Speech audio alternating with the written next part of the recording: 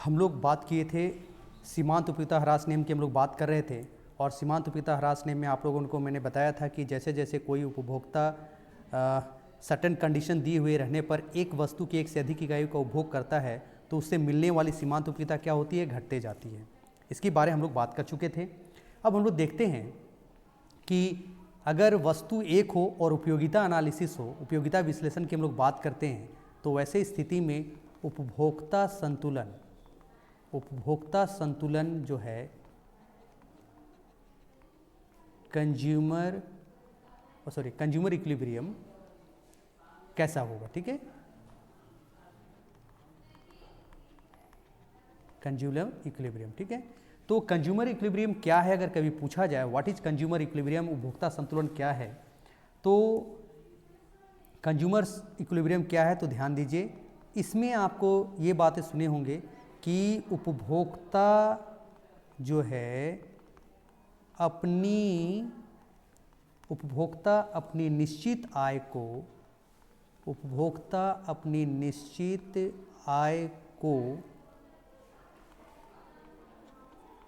किसी वस्तु पर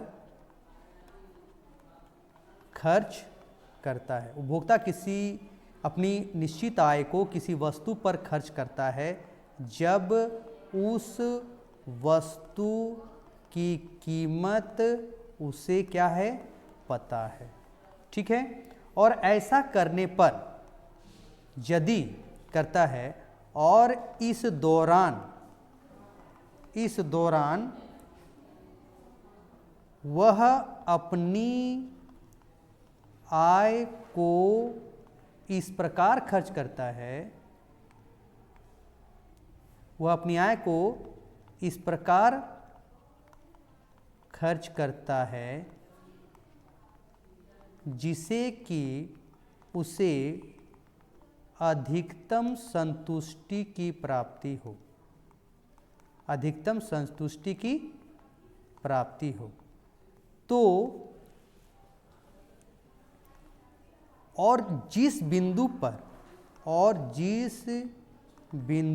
पर उसे अधिकतम संतुष्टि की प्राप्ति होती है और वह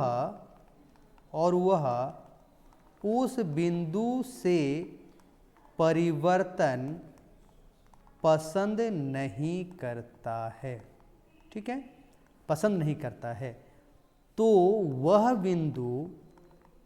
बिंदु क्या कहलाता है, उपभोक्ता संतुलन बिंदु कहलाता है। यानी ध्यान दीजिए इसमें क्या क्या बातें आई। वस्तु की कीमत पता है, उपभोक्ता की आय निश्चित है और वह इस निश्चित आय से उस वस्तु पर क्या करता है, खर्च करता है। और खर्च करने से जिस बिंदु पर या वह जितनी वस्तु खरीदता है उससे अगर उसे अधिकतम संतुष्टि की प्राप्ति होती है तो वह बिंदु ही क्या कहलाता है, कंज्यूमर इक्विलिब्रियम कहलाता है। और ध्यान दीजिए, और उस बिंदु को छोड़कर अगर वो किसी भी दूसरे तरीके से अगर उस अपनी आय को खर्च करता है तो उसे कभी भी अधिकतम संतुष्टि की प्राप्ति नहीं होगी। यानी उपभोक्ता संतुलन बिंदु क्या है, अगर कभी पूछा जाए तो अधिकतम संतुष्टि वाला क्या है, बिंदु है, ठीक है, अधिकतम संतुष्टि वाला बिंदु है। ओके। अगर मान लीजिए सीमांत उपयोगिता ह्रास नियम की जब भी बात करते हैं तो ये एक वस्तु के संबंध में विश्लेषण है, एक वस्तु के संबंध में विश्लेषण है ना, एक वस्तु के संबंध में विश्लेषण है। तो आप इसको देखिए, हम लोग इसको देखते हैं। ये है उसका MUM। हम लोग क्या मानते हैं, मुद्रा की सीमांत उपयोगिता क्या होती है, स्थिर होती है। और ये है मेरा डिमांड लाइन, यानी यही मेरा क्या है, मार्जिनल यूटिलिटी लाइन भी है। यानी जो मेरा मांग वक्र है वही मेरा क्या है, सीमांत उपयोगिता वक्र है। क्योंकि किसी वस्तु के उपभोग से क्या संतुष्टि मिल रही है, वही हमको मार्जिनल यूटिलिटी रेखा बतलाता है या डिमांड रेखा बतलाता है। तो देखिए इस बिंदु पर क्या है, इस बिंदु पर उसकी क्या देख रहे हैं कि जो उसे उस वस्तु का प्रयोग कर रहे हैं, यानी ओ से ओ क्यू मात्रा जब वह किसी वस्तु का खरीदता है, किस कीमत पर, ओपी कीमत पर, तो उससे क्या होगा, उसको मैक्सिमम सेटिस्फेक्शन की प्राप्ति होगी। तो यही मेरा क्या है, कंज्यूमर इक्विलिब्रियम पॉइंट है। इसको हम लोग ग्राफिकली तो देख सकते हैं, साथ ही साथ इसको न्यूमेरिकली या इक्वेशन फॉर्मेट में देखते हैं।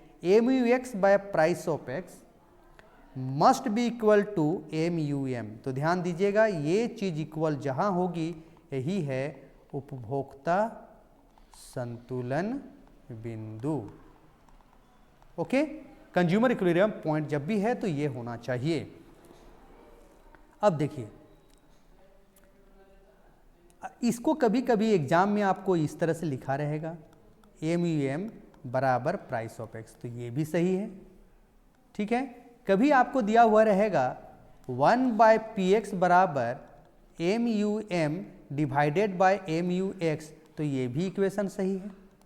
तो आप एक वस्तु के संबंध में जब भी कंज्यूमर इक्विलिब्रियम रहे तो वस्तु से प्राप्त सीमांत उपयोगिता डिवाइडेड बाय कीमत, वस्तु की कीमत इज इक्वल टू मुद्रा की सीमांत उपयोगिता जहां होगी, वहीं आपको कंज्यूमर इक्विलिब्रियम की प्राप्ति होगी। और इसको छोड़कर अगर किसी भी तरह के दूसरे तरीके से अगर वो अपने आय को खर्च करता है तो उस उपभोक्ता को कभी भी अधिकतम संतुष्टि की प्राप्ति नहीं होगी। यानी इसको याद कर लीजिए, वस्तु की सीमांत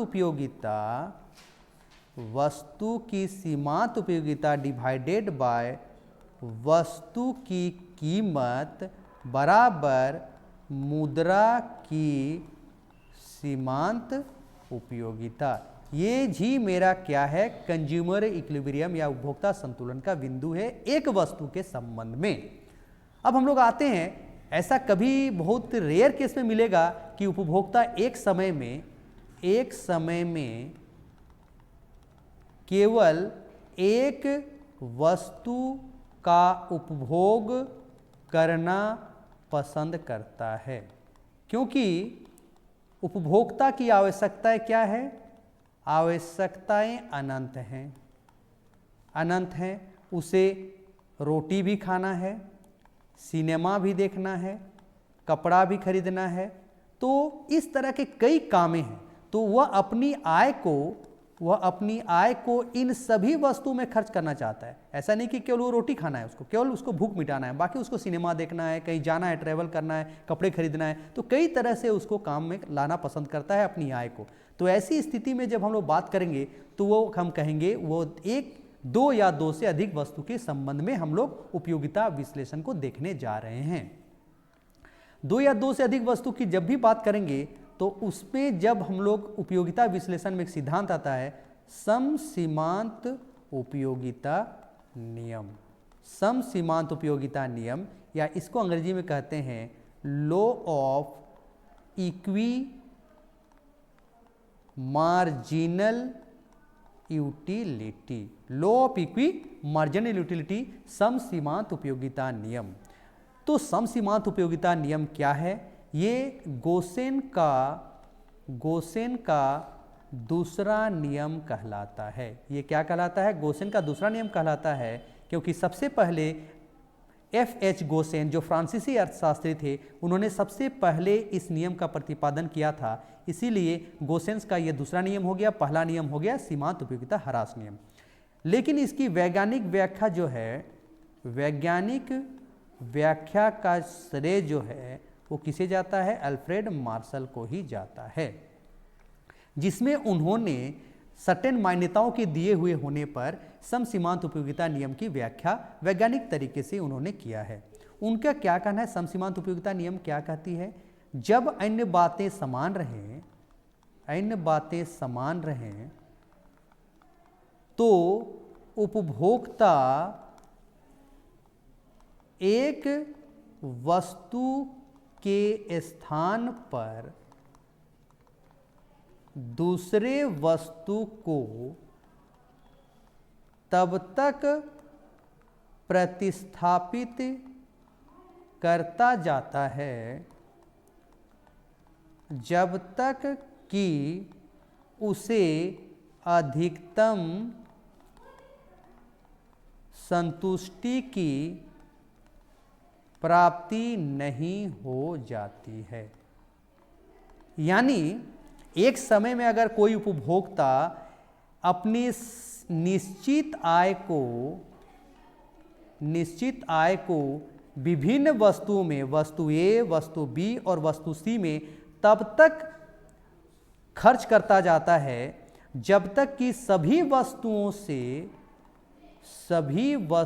से मिलने वाली सीमांत उपयोगिता क्या हो जाती है, बराबर नहीं हो जाती है। यानी आप देखिए, मान लीजिए, इसको एक एग्जांपल से आप इसको समझ सकते हैं। मान लीजिए ये रुपये की इकाइयां हैं, रुपये की इकाइयां हैं। अगर उसके पास 5 रुपये है, ये 5 रुपये उसके पास है, तो उसके पास एमयू ए भी है, यानी वस्तु ए की सीमांत उपयोगिता भी उसके सामने है, बी भी है और एमयू सी भी है। यानी उसके पास 3 वस्तुएं हैं और तीनों से उसको सीमांत उपयोगिता उसको पता है। अब देखिए, वो या तो अपने 5 रुपये को केवल ए वस्तु पर खर्च करें, या तो वे अपने 5 रुपये को बी पर खर्च करें, या वह अपने आय को पूरी की पूरी मात्रा सी वस्तु पर खर्च करें। लेकिन एक उपभोक्ता केवल एक वस्तु के उपभोग पर सीमित नहीं रखना पसंद करता है, बल्कि एक समय में वह अपने निश्चित आय से विभिन्न वस्तुओं का उपभोग करना पसंद करता है। और यही एक विवेकशील या रैशनल बिहेवियर वाला बात है। तो ऐसी स्थिति में वो कैसे अपने इस 5 रुपये को खर्च करेगा जिससे कि उसको अधिकतम संतुष्टि की प्राप्ति हो, इसी की व्याख्या कौन करता है, समसीमांत उपयोगिता ह्रास नियम करता है। मान लीजिए कि एग्जाम्पल के तौर पर देखिए,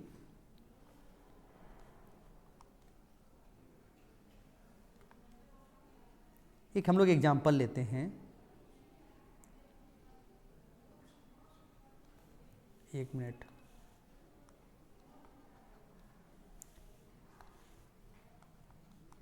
हाँ ठीक है।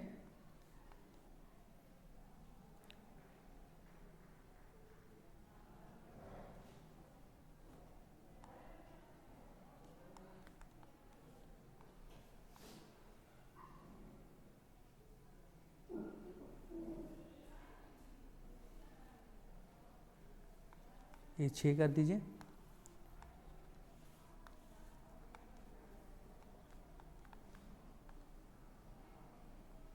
अब देखिए, ये अगर मान लीजिए उपभोक्ता ए वस्तु को ए वस्तु को उपभोग करता है, तो उसे पहली इकाई पहली रुपये से उसको 10 के बराबर होगी, दूसरे से 8, तीसरे से 6, चौथे से 2 और पांचवें से 0। उसी तरह से बी में इस तरह का होगा और सी में इस तरह का है। अब देखिए, ये कहता है कि कोई भी उपभोक्ता अपनी आय को इस प्रकार से खर्च करता है जिससे कि प्रत्येक वस्तु से मिलने वाली सीमांत उपयोगिता जिस बिंदु पर बराबर होगी, उसी जगह पर उपभोक्ता को मैक्सिमम सेटिस्फेक्शन की प्राप्ति होगी। तो अब ये देखिए, यहां देखिए, यहां आप क्या देख रहे हैं कि जब उपभोक्ता एक वस्तु जो रुपीज है उसका 3 रुपया आपको कहां खर्च करता है, ए वस्तु पर, 2 रुपया अगर आप खर्च करता है बी वस्तु पर, और सी पर 1 रुपया खर्च करता है, तो देखिए यहाँ 6 और 6, यानी तीनों से जो सीमांत उपयोगिता है यहाँ आपको क्या दिख रही है, बराबर है।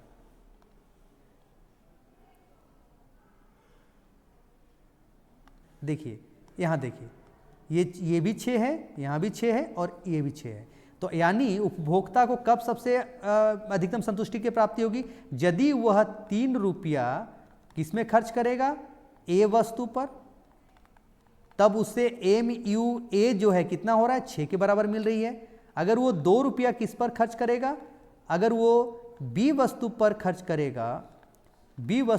करेगा, तो उस समय पर एम यू बी क्या है, 6 है, और 1 रुपया वो किस पर खर्च करेगा, सी वस्तु पर खर्च करेगा, तब उसको एम यू सी कितना है, 6 है। तो इस तरह से आप देखते हैं कि जब उपभोक्ता अपनी 6 रुपये जो है अगर उसके पास 6 रुपया है, मान लीजिए अगर 6 उपभोक्ता के पास है, उदाहरण के रूप में मान लीजिए उपभोक्ता के पास कितने रुपये है, 6 रुपया है, तो 6 रुपया का पहली इकाई वो किस पर खर्च करेगा, देख लीजिए सबसे अधिक तीनों में वो कंपेयर करेगा, तीनों में सबसे अधिक किस में है, पहला वाला में है, तो वो पहले वाले को खरीदेगा। दूसरे रुपया किस में खर्च करेगा, देखेगा दोनों में से उसको सीमांत उपभोक्ता 8 मिल रही है, तो वो या तो बी में जाएगा या तो सी में, ए में कर सकता है। फिर वो तीसरा रुपया जब वो खर्च करने के लिए जाएगा तो तीसरा से ए से मिलता है उसको 6, बी से भी 6 मिलता है और सी से भी 6 मिलता है, तो तीसरा इकाई जो है रुपया का वो या तो बी में खर्च करे या सी में। तो इस तरह से वो तब तक अपनी रुपये की इकाई को तब तक खर्च करता जाएगा जब तक कि प्रत्येक इकाई से, जब वो खर्च करने पर प्रत्येक वस्तु से उसको जो मिलने वाली सीमांत उपयोगिता है वो बराबर नहीं हो जाती है। तो इस तरह से अगर उपभोक्ता के पास 6 रुपया है तो वो इस तरह से खर्च करेगा, तो इससे जो उसको सेटिस्फेक्शन मिलेगा वो सेटिस्फेक्शन क्या होगा, अधिकतम संतुष्टि की प्राप्ति होगी, अधिकतम संतुष्टि की प्राप्ति होगी। ओके, इसलिए चूंकि इस नियम में हम लोग ये सिद्धांत में लोग ये देखें कि उपभोक्ता क्या करता है, तब तक वस्तु को प्रतिस्थापित करते जाता है जब तक कि प्रत्येक वस्तु से मिलने वाली सीमांत उपयोगिता बराबर नहीं हो जाती है। इसीलिए इस समसीमांत उपयोगिता नियम को, समसीमांत उपयोगिता नियम को क्या नाम से जाना जाता है, प्रतिस्थापन का नियम भी के नाम से जाना जाता है। इसका एक नाम यह भी है, चूंकि इसमें उपभोक्ता अपनी संतुष्टि को अधिकतम करने का प्रयास करता है, इसीलिए इसे अधिकतम संतुष्टि का नियम भी कहा जाता है। तो इसका 3 नाम हो गया, समसीमांत उपयोगिता नियम, प्रतिस्थापन का नियम और क्या है, अधिकतम संतुष्टि का नियम। तो उपभोग का अधिकतम संतुष्टि का नियम भी इसे कहा जाता है। ओके, आगे हम लोग बात करते हैं इसको। जब अगर आप इक्वेशन के फॉर्म में देखेंगे तो एक वस्तु में हम लोग क्या देखे थे, M U X by price of X equal to होना चाहिए एम यू एम, है ना, या मुद्रा, इसको एम कर दीजिए। लेकिन अगर एक से अधिक वस्तु है तो उपभोक्ता को सेटिस्फेक्शन कहाँ, अधिकतम संतुष्टि कहाँ मिलेगी, M U Y by price of Y, M U Z divide by price of Z plus, इस तरह से वो तब तक सभी वस्तु पे करेगा जब तक कि मुद्रा से मिलने वाली सीमांत उपयोगिता आपस में इस तरह से बराबर ना हो जाए। ठीक है,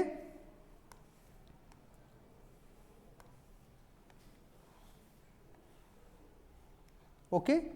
तो ये इक्वेशंस को आप लोग कभी कभी ऐसा भी पूछा जाता है, M U X by price of X is equal to M U Y by price of Y. तो इसको आपको, ये भी सही है इक्वेशन, ये भी सही है, M U X by M U Y is equal to price of X by price of Y, ये भी सही है। यानी एक इक्वेशन कभी कभी लिखा रहता है, उपभोक्ता को अधिकतम संतुष्टि की कब प्राप्ति होती है, जब दो वस्तु की सीमांत उपयोगिता का अनुपात उनकी कीमत के बराबर होती है। ओके, ये जब कंडीशन होता है तभी उपभोक्ता को अधिकतम संतुष्टि की प्राप्ति होती है। तो ये भी कभी कभी एग्जाम में आप लोग को पूछा जाता है, ऑब्जेक्टिव में इस तरह का रहता है, तो आप इसको गलत नहीं करेंगे। अब यहाँ देखिएगा कब एक दूसरे के जगह में दूसरे को प्रतिस्थापित करेगा। मान लीजिए M U X by price of X is greater than M U Y by price of Y है। तो इस कंडीशन में कभी कभी ऐसा दिया हुआ रहता है, अगर कंडीशन ऐसा है तो उपभोक्ता की क्या बिहेवियर रहेगा, उपभोक्ता कैसा व्यवहार करेगा, उपभोक्ता का व्यवहार कैसा होगा। तो उपभोक्ता का व्यवहार कैसा होगा, यहाँ देखिए एक्स वस्तु की सीमांत उपयोगिता क्या है, वाई से अधिक है। तो यहाँ उपभोक्ता y के जगह में किसको प्रतिस्थापित करेगा, y के जगह में x को प्रतिस्थापित करेगा, यानी उपभोक्ता x को अधिक पसंद करेगा। तो इस तरह से वो खरीदता जाएगा, x की मात्रा y के जगह में बढ़ाता जाएगा और अल्टीमेटली ये बढ़ाते बढ़ाते एक जगह पर वो इस तरह से कंडीशन में आ जाएगा। ठीक है, यानी कंज्यूमर इक्विलिब्रियम कहाँ होगा, जब दोनों इक्वेशन इस तरह से बराबर हो जाएंगे। अगर मान लीजिए कभी आपको क्वेश्चन दिया, उपभोक्ता अगर इस तरह से है M U X by price of X is less than M U Y by price of Y है, तो उपभोक्ता किसको पसंद करेगा? वाई को अधिक खरीदेगा, या आप इसको कह सकते हैं y को x के स्थान पर क्या करेगा? प्रतिस्थापित करेगा। ठीक है, तो ध्यान दीजिएगा, जब भी इस तरह से रहता है तो आपको ये करता है, पर आपको छकाने का प्रयास करता है कि आप कैसे गलत करें। अब गलत करने का चांसेस बढ़ जाती है, तो इसको आप ध्यान देंगे कि जब इस तरह से है कंडीशन, तो जिसकी भी सीमांत उपयोगिता वाले इक्वेशन में अधिक रहेगा, उपभोक्ता उसी को ज़्यादा खरीदेगा। ठीक है, x के उपभोग y के स्थापन करेगा और y के जगह में x को करेगा। तो इस तरह से अगर आप देखेंगे तो उपयोगिता विश्लेषण की जो बात हम लोग कर रहे थे, उपयोगिता विश्लेषण में कंज्यूमर यूटिलिटी एनालिसिस में हमेशा देखिएगा उसकी मान्यता को जरूर आप देखिएगा, मान्यता को देखिएगा। मान्यता के बाद उपभोक्ता संतुलन को देखिएगा। ठीक है, उसके बाद यहाँ सीमांत उपयोगिता ह्रास नियम को देखिएगा।